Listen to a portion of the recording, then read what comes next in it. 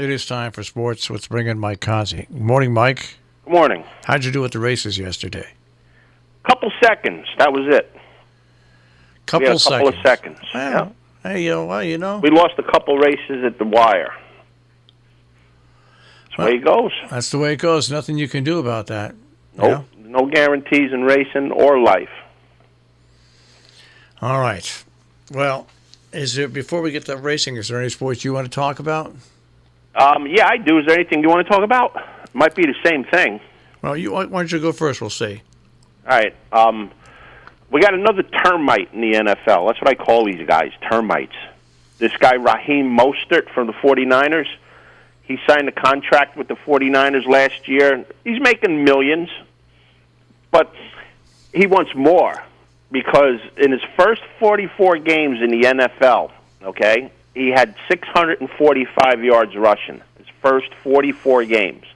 Last year in 9 games, his last 9 games, he had 760 yards rushing. Now he wants to renegotiate everything. Are you kidding me? Yeah. Now he's requesting to trade him. Good. You know what the 49ers should do? Trade him to the Jets. Or the Giants. Trade him to the Jets. I mean, these people sign contracts constantly. And then they have good years, and all of a sudden, they need to renegotiate. What they have to learn to do is what most of the major quarterbacks do in this league. When they sign a long-term contract, most major league quarterbacks play up to that contract. They play through it. They don't ask to renegotiate. 9 times out of 10, they just don't. Well, you know what I'm saying? This guy played 44 games in the NFL, and he had 645 rushing yards. Yeah. Last year in 9 games, he had 760. Yeah, he improved. But because he played 44 games, which is like a little more than 3 seasons, right? Close to 3 seasons. Yeah. He had 645 yards in 3 seasons. So what most players... let's see a little more productivity out of you for a little more period of time before something happens. I'm sure if you're that good, Mr. Mostert, your team's going to want to keep you and give you more money. And also, if you put a couple of good years together, then try to weasel more money out of it. But you got to string a couple of years together. Contracts mean nothing anymore. I mean, right away you want to renegotiate if you have a good year, but if you have a bad year, well, the owner can't say, well, you stunk this year, so we're going to change your contract and give you less money. Can't do that. The solution to every problem, 1-year deals. All right. 1-year deals for everybody. Yeah. Well, you see where the Ivy League has suspended their fall sports. That includes everything, including football. Stanford has dropped 11 sports during the fall season. Stanford was in trouble anyway, though. Yeah. How could a school like Stanford be in trouble? You just financially, I don't understand that. Yeah, they built that big stadium back where Tiger Woods used to play golf and stuff like that. Once again, it's you build for the future. It's and you got to sometimes it's the same old business slogan. You got to have some money in the bank for some rainy days. And if their sports program can't make it, then in today's college sports environment, then they should just write it off completely. I mean, Stanford's a big school. They got a lot of money. They got to be getting TV money and stuff. Tons of money. And all. Tons of money. And the tuition there can't be cheap. So, I don't know. And the National Football League Players Association shot down the league's proposal to keep 35% of players' salaries in escrow. So that's up in the air now. Well, then when the players get older and they're banged up, I don't want to hear them crying that they need money. That learn how to use the money that you're being paid, because you're not being paid peanuts. You're being paid tons of money that should last your lifetime, your kid's lifetime, etc. Don't go out and buy gold-plated Mustangs and everything else. Live your life like you should live it, and not exorbitantly, and you'll have enough money. Because I'm sure that these guys that are crying, that aren't crying now, that voted down the 35% for escrow, are going to be some of the same guys that are crying in 20 years from now that they need money. And here's something that we have to wait and see. Tampa Bay is the first of the NFL teams to admit they took PPP money that was intended for small businesses. We'll have to Well, see. here's the thing, though. We'll have to see how many other NFL teams admit to this. They couldn't have taken money if it wasn't given to them. No, absolutely. The rules that the government set up to do this were absolutely crazy.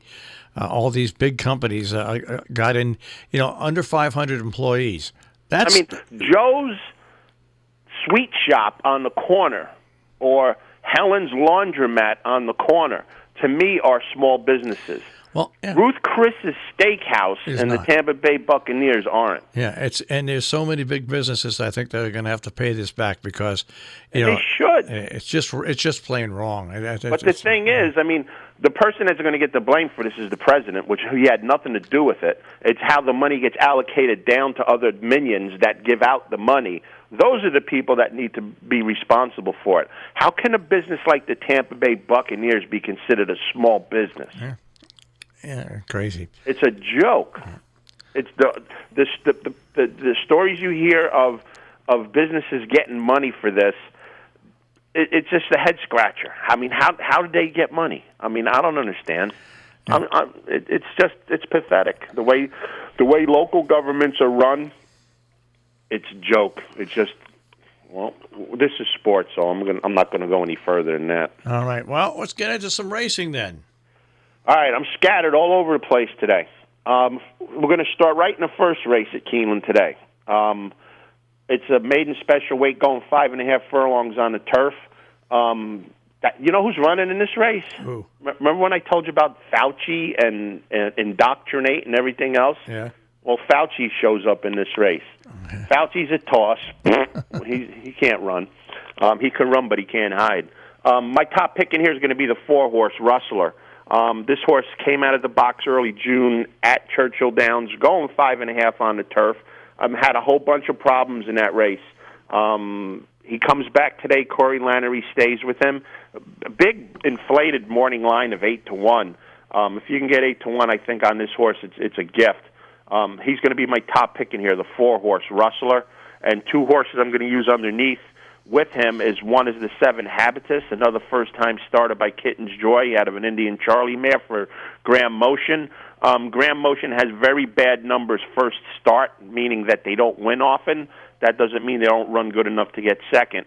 He's one horse I'm going to use, and another horse I'm going to use underneath is the 12-horse King Uhtred, but trained by Brendan Walsh, who's training very well at Keeneland.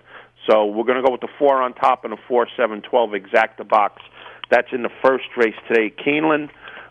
From there, we're going to go to the third race, which is on the dirt, going 6.5 furlongs. There are 9 horses going to post in this race. 2 horses I'm looking at in here. One is the 4-horse Great Dansky, trained by Brad Cox.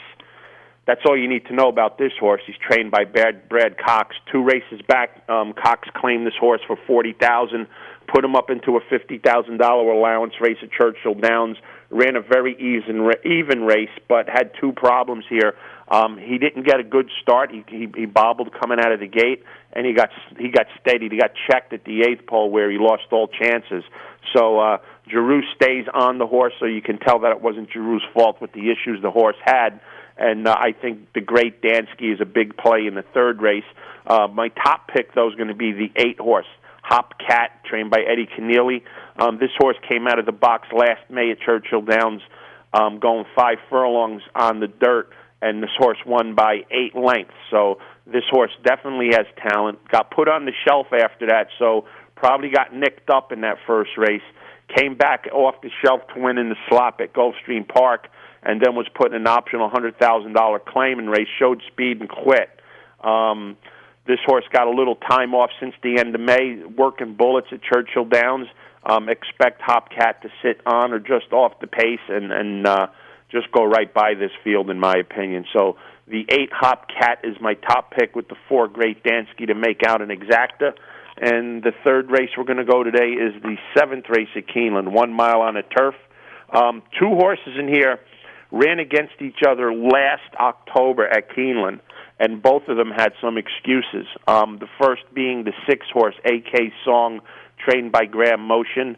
The race was last October 25th, going a mile and a 16th at Keeneland. Some good horses ran underneath the winner in this race, which is in good spirits. This horse got off to a slow start. Was ridden by Joe Bravo that day. Bravo gets the boot. Rosario comes in from New York to ride this horse, which is a major jockey improvement. Rosario improved the horse, and Graham Motion will have this horse ready to run today off the layoff. So the 6 I'm going to use in my exacta, but my top pick is going to be the 4, Love Beach, trained by Michael Stidham. Like I said, this horse ran in the same race as the 6-horse AK Song last October, and this horse got bumped at the start and was checked hard in the backstretch. So you can't see that in the running lines, but I watched the replay, and this horse had some big problems in that race. Had his comeback race early in June at Belmont. Stidham ships this horse to Kentucky for the race tomorrow. Leparoux gets aboard again. He was on this horse last time out at Keeneland. This horse made a nice bullet work at Fairhill Training Track, getting ready for this race after his comeback race. At 10-1, I think Love Beach has a big shot in this race. So we're going to go with the 7, Love Beach, and the 6, AK Song in the 7th race at Keeneland. Tomorrow at Keeneland starts the plethora of stakes races. There's 2 tomorrow, and then I think there's 9 between Saturday and Sunday. So we'll have lots of races to speak about tomorrow. All right. I want you to have a good day, and we'll check in with you on Friday tomorrow. Oh man, it's funny. Seeing the Yankees practice at Yankee Stadium with no people, and then watching Keeneland run in front of no people is just a travesty. Hey, I got a report from somebody yesterday, Marshall. What? You cut me off too early yesterday. No, that was me. That's when every once in a while when you upload to the internet, you have digital misfires like that, and unless people actually send me a message and let me know, I can't correct it. But now that I know it, I'll go in and I'll correct it. Normally when the people listen to the podcast page, if something's not right, they send an email right away and say, hey, you screwed up here. But nobody did that yesterday, so I'll have to go back in there and look and see what happened. Yeah, one of our followers called me up and said, hey, they cut you off mid-sentence yesterday. I'm like, I'll mention it. Don't worry about it. No, we were on the air at the full lot, so that obviously something happened in the recording. Hey, it's good to be back. Yeah, it's good to have you back. All right, we'll check with you manana.